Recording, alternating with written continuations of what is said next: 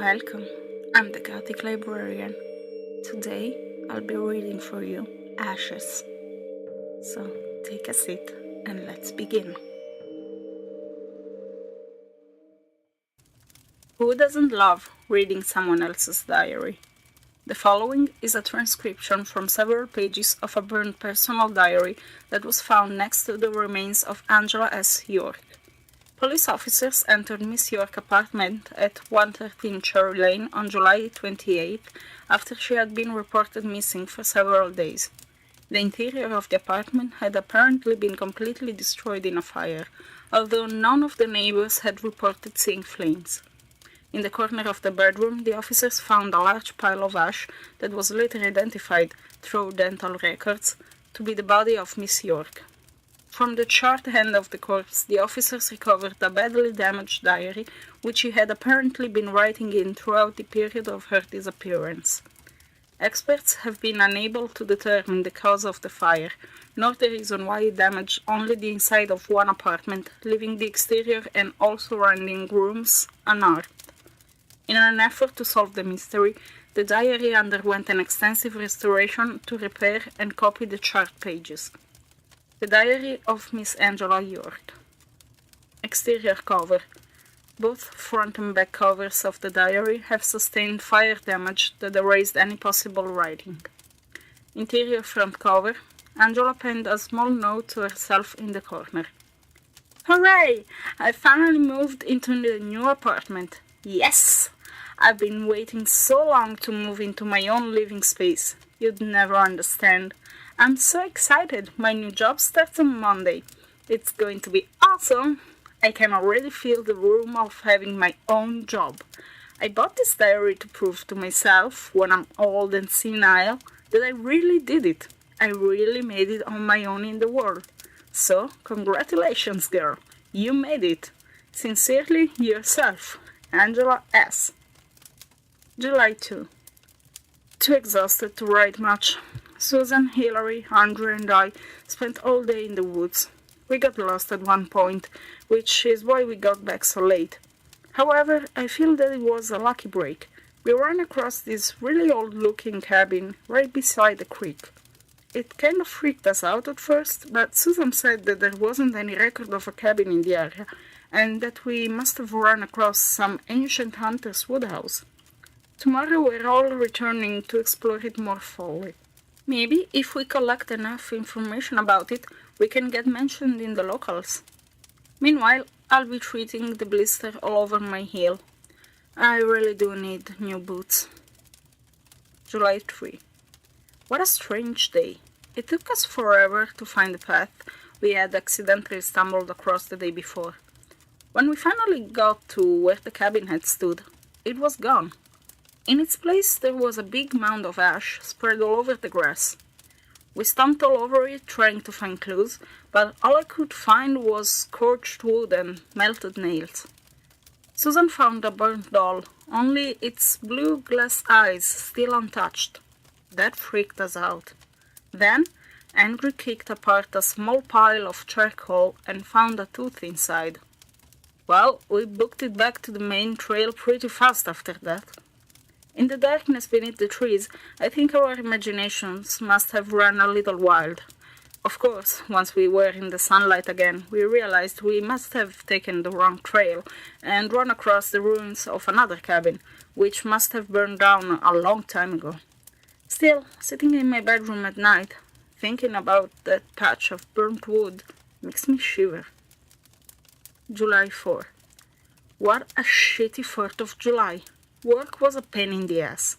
I came home all angry at my boss, ready to collapse on my couch and watch bad TV, when I noticed a trail of black footprints all over my carpet.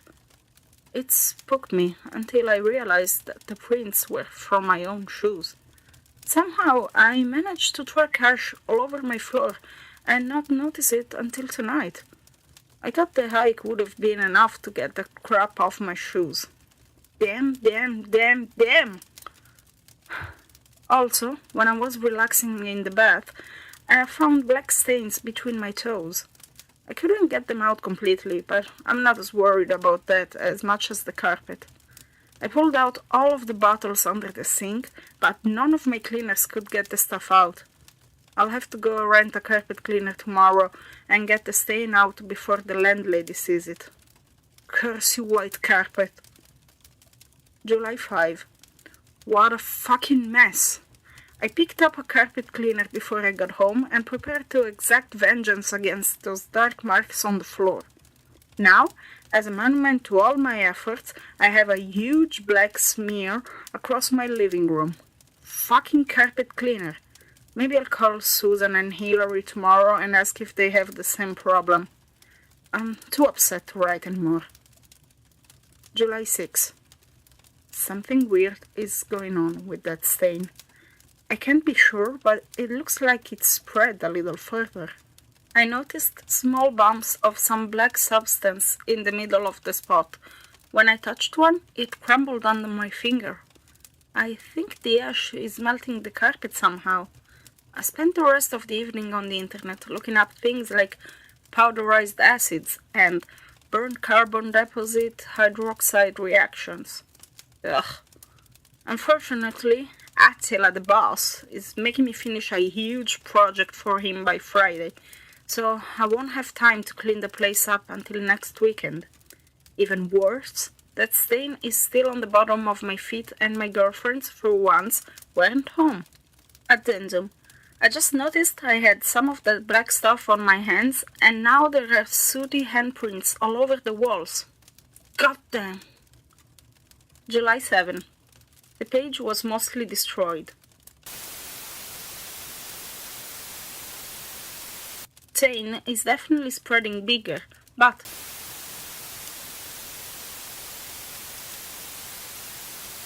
so my boss is expecting me to do it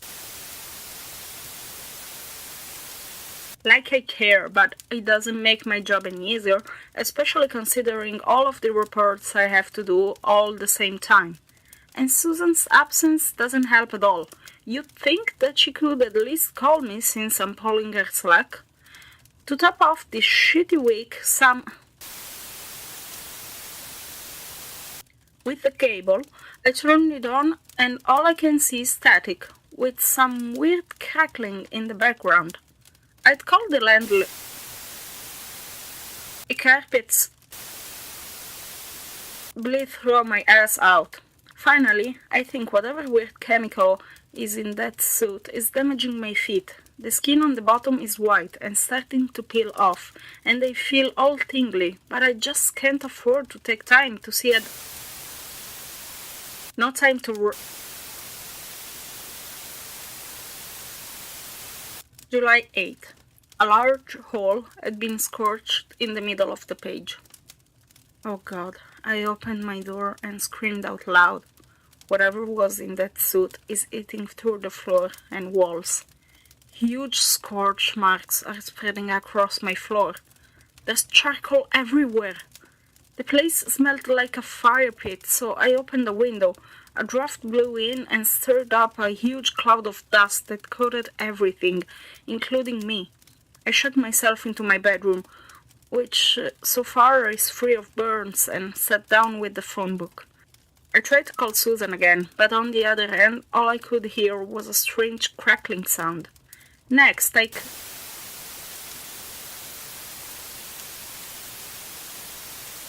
Hazma. Courts are burned. Enough of this shit. Tomorrow I'm skipping work and driving to the police station. After I get someone sent to my place to clean up what is clearly a chemical hazard, I'm going to the doctor's to get my feet checked out. They hurt constantly now, and a white fringed black burn is creeping around my toes. I'm pretty scared. Addendum. I can't sleep. I could almost swear I can hear a popping, crackling sound coming from the living room. July 9. I'm so fucking scared. I don't know what the hell is going on. I woke up this morning and it was dark outside. I thought the pain creeping up my legs had roused me early in the morning, but when I glanced at the clock, it said 9 p.m. How the fuck had I managed to sleep through the entire day? I decided I would go to the police anyway. When I left my bedroom, I nearly fainted. The entire living room was scorched black and white. Huge patches of charcoal were lumped on the ground and dripping off the walls. As I walked towards the door, pieces of ash rained down on my head. The horrible smell of burnt flesh and hair permeated everything. I got in the car and drove to the police station, but a few minutes later I realized that I was lost. It was my own neighborhood. How the fuck did I manage to get lost? I drove and drove in the dark, trying to find anything recognizable. I had just given up hope and started to cry when I noticed that I was back home. The row of apartments stood directly in front of me. I sped away down a random road, stomping the gas pedal, but no matter where I went, how fast I went, I kept passing the apartment again and again. After driving for hours, the car finally ran out of gas and coasted to a stop, right outside my own front door. I don't even remember turning into the parking lot. When I walked inside, the clock said 10. What the hell is happening to me? My fingers are itchy, the tips look stained black. I can't call anyone. The ash burned through the cords. I'm trying to sleep, but the crackling sound is coming from the walls. It sounds like a fire. July 10. Burnt away. July 11. The corner of the page was burnt away. Last 2 days, I just sat in my bedroom and stared at the door. Beyond, I could the sounds of a fire, but whenever I looked into the living room, there was just the ash swirling through the air. Everything's burned. The couch is nothing but a pile of dust, and the TV is slowly melting into a puddle of plastic. I had to go to the fridge to bring back food. I kicked my way through the piles of ash, heaped into the corners. Oh God, I swear I saw a grey hand rise up and grab at me before a gust of wind blew it apart. The scorch marks are spreading into my bedroom. The door is almost completely burned through, but there's no fire, no heat. I lost feeling in my feet, but when I touch them, flakes of dried white skin peel off. My hands are so painful, they crinkle when I move them. That crackling in the walls is growing louder, and I swear I can hear the sound of someone screaming. July 12. Burnt away. July 13. Several holes burnt into page. I can't escape it. The bedroom is almost as burnt away as the rest of the apartment. I woke up this morning as a pile of ash at the foot of my bed. As I looked at it, a face began to form. It grinned at me and out into the living room and crouched in the corner. I sat hunched there until I fell asleep again. When I woke up, there was a grey hand lying on my shoulder. In the corner of my vision, something was staring at me. I screamed and it disappeared into a swirling cloud. But the shape of a hand was burned. My shoulder. I ran out of the apartment into the night, not caring where I ended up. When I fell, exhaustion, I realized I was back in the forest, the cabin. Orange light poured out of its grimy windows and smoke drifted from the chimney. I crawled towards it. Inside I could hear that awful crackling sound, and one screaming. Suddenly I was standing at the door. As it opened, a blast of wind knocked inside. The door shut behind me. The inside of the cabin was in flame. I stood in the middle of the wooden floor as the flames spread around me, consuming everything. Something grabbed me from behind. Turning, I saw a burning book rolling its way up my legs. Its skin was burnt black, red liquid oozing out along lines that chest and arms. It looked at me and screamed as flames danced around its head, its eyes withering away, its tongue burning.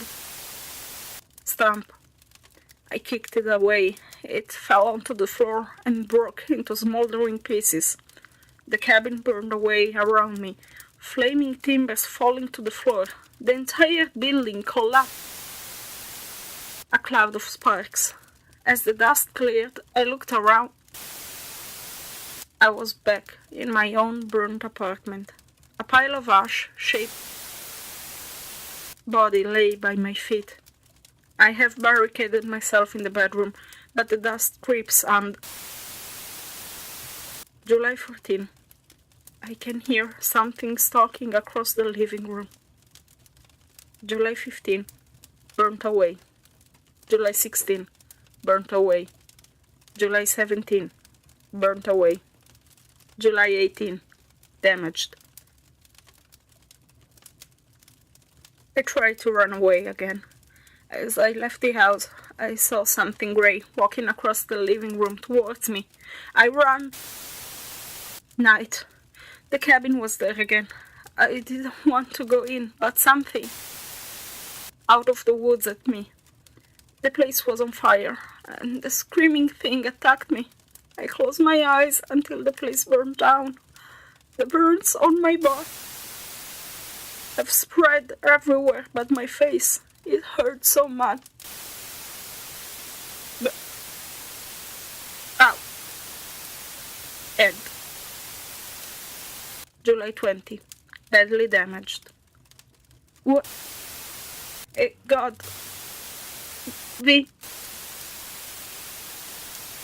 Why?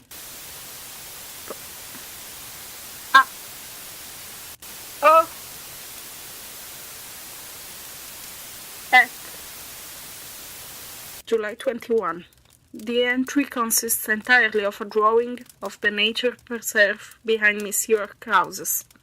Several trails are traced, and the red circle is labeled the cabin. Despite an extensive search of the park, no cabin or area of burnt ash has been found. July 22. I can only lie in the piles of mounting ash. Sometimes I see a grey form creep by, but I can't do anything about it. My legs are falling off. I want to die. July 23. No entry. July 24. No entry. A rough sketch of a grinning face was drawn in the corner of the page. Above it was the caption, "It's in the ashes." July 25. Entry was nearly illegible due to the nature of the writing. Possibly this section was written with the pen in her mouth. One of my arms snapped off like burnt charcoal. I'm breaking apart. My mind feels cloudy. At least the pain is fading. I can see something grey and black looking at me from the corner of the room. I thought it was smiling, but now I can see its lips are burnt off. I can't move. I lie on the floor as pieces of the ceiling flake off and drift down, covering everything. Small things of ash and bone skitter along the walls. July 26. Entry also nearly legible. I, Angela Sylvia York, do swear as my last will and testament the following: that all of my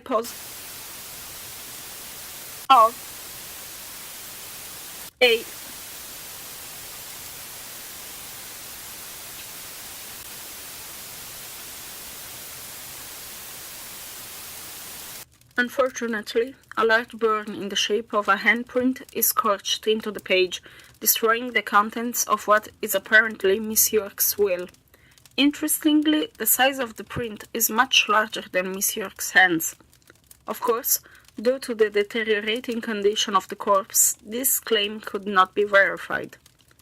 The remaining pages of the diary are either blank or burned away. 2 days after the last entry, officers found the badly burned body of Angela York. At the request of the owner, a cleanup team was sent to repair the damaged apartment after the investigation was closed due to lack of evidence. A good deal of time and effort was spent trying to find Susan and the other people Miss York mentions in her document, but to no avail. No cause of the fire has been determined. Update. The badly damaged diary has apparently disintegrated in the evidence locker, leaving a small burn mark on the shelf. Sanitation personnel claim that they are unable to remove the blemish.